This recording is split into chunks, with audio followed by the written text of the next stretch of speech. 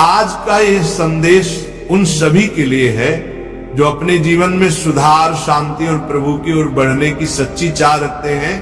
परंतु सुधार तभी संभव है जब हम समझे कौन से रिश्ते हमें ऊपर उठा रहे हैं और कौन से हमें नीचे गिरा रहे हैं। सुनिए ध्यान से।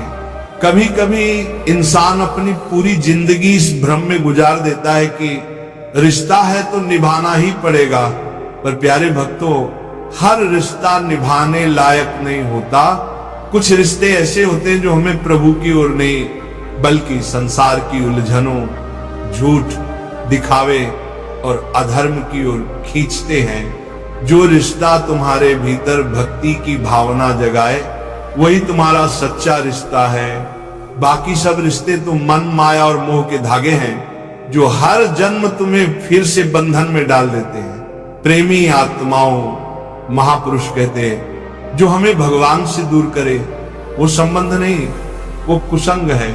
और कुसंग चाहे किसी भी रूप में हो, मित्रता, रिश्तेदारी या मोह, वह मनुष्य को धीरे धीरे पतन की ओर ले जाता है।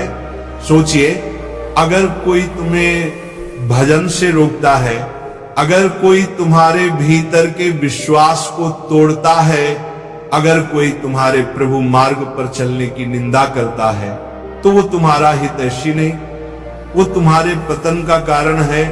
प्यारे भक्तों, जो व्यक्ति हर बार तुम्हें भोग, वासना, दिखावे और व्यर्थ की बातों में उलझा दे, वो रिश्ता भले मीठा लगे पर भीतर से जहर जैसा होता है। ऐसे रिश्ते धीरे धीरे तुम्हारे भीतर की पवित्रता को नष्ट कर देते हैं। संतों ने कहा है, सत्संग से स्वर्ग मिलता है और कुसंग से नरक। तो फिर सोचो, क्या जरूरी है हर किसी से जुड़ना? क्या जरूरी है हर रिश्ते को निभाना? साधकजनों, जो रिश्ता तुम्हें शांति नहीं देता, जो तुम्हें प्रभु से दूर करता है, जो तुम्हारे मन में द्वेष, ईर्ष्या या मोह बढ़ाता है, वो रिश्ता छोड़ देना ही सच्चा सुधार है। रिश्ता वही अच्छा है जो तुम्हें भगवान के निकट लाए, जो तुम्हारे भीतर प्रेम, नम्रता और भक्ति जगाए। जो तुम्हें गिराए, वो रिश्ता छोड़ देना कोई गलत बात नहीं, वो तो आत्मा की रक्षा है। सज्जनों, सुधार का आरंभ वहीं से होता है जहां हम मोह, ममता के रिश्तों से ऊपर उठकर सच्चे संबंध की पहचान कर पाते हैं। और सच्चा संबंध केवल एक है, जीव और भगवान का।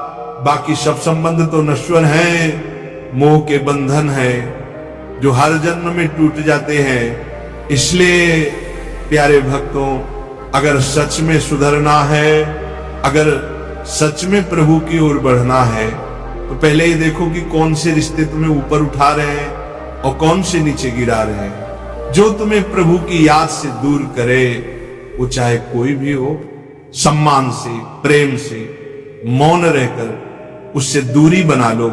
ये घृणा नहीं है, ये आत्मरक्षा है।